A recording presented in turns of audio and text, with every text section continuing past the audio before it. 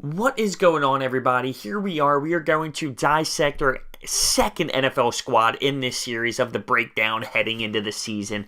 We are going to stick with the NFC East theme, and we will go with the Dallas Cowboys. I'm going to try and not be biased, but understand I'm a diehard Eagles fan. So, with the Cowboys, it is what it is. But I'm going to look at them, look at their last season, look at their draft, look what they got moving on in the future, everything about what happened in this offseason. Zeke Elliott, let's kick this off. So the Dallas Cowboys finished second in the division. They go 9-7, but they had that controversy last year. Zeke Elliott, is he suspended this week? Is he not suspended? He's playing. Oh, no, he's not the next week. And it was just literally an emotional roller coaster for this squad. And when he played, he's dominant. He's effective. We all know that. But it was just all over the place. And it was such an interesting season for the Cowboys, for sure. On top of that, now you had Dez Bryant last year, and then Jerry Jones decides to release him.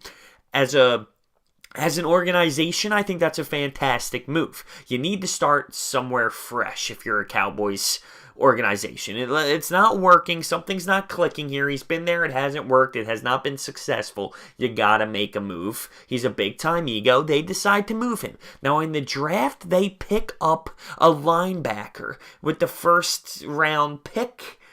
Was that their biggest need? Was that their biggest need, the linebacker situation? I know a lot of Cowboys fans in this area. I don't understand why, because when you want to be a fan of the Super Bowl champions, but let's digress.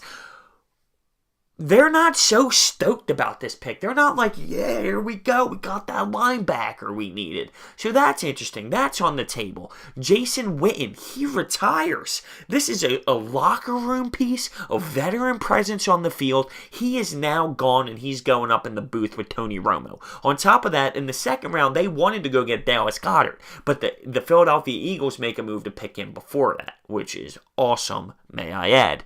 So, yes, you get Zeke back for a full season without the drama, without all that crap, which is huge. Dak Prescott coming back to another season. He's getting a little bit more comfortable.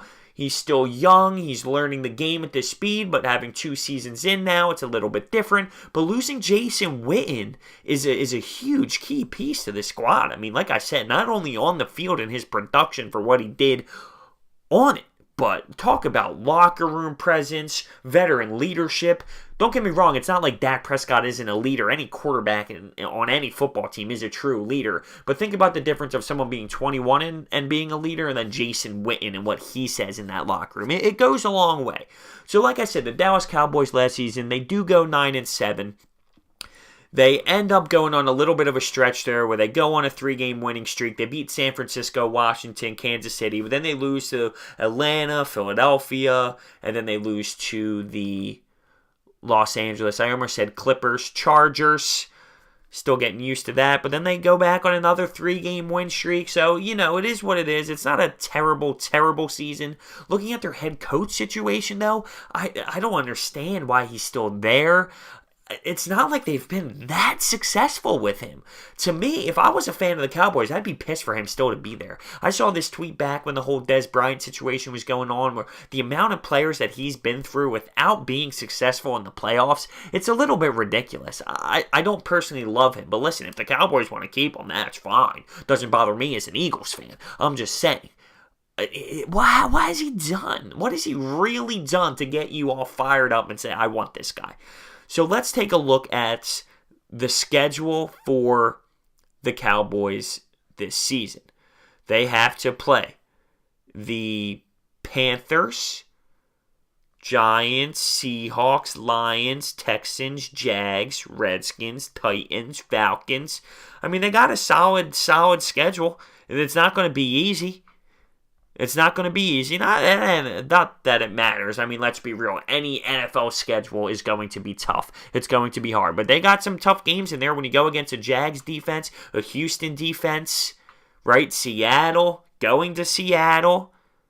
So, it's going to be tough. Will they be better than they were last year? 9-7, that seems around the ballpark as I see them in. They lack depth at the wide receiver and now at the tight end situation. Don't forget, they didn't fill that hole.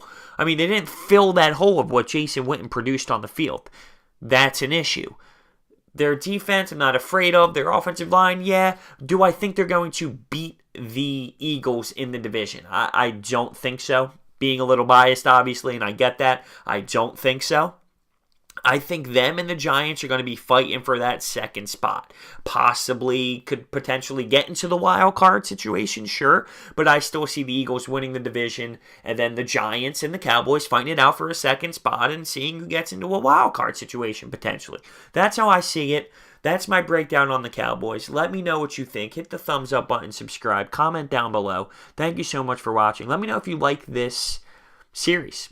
I'm interested in doing it. I like to look at the squad, see where they were at last year, their draft, look at them for the future. Thank you guys so much for watching. I'll see you next time.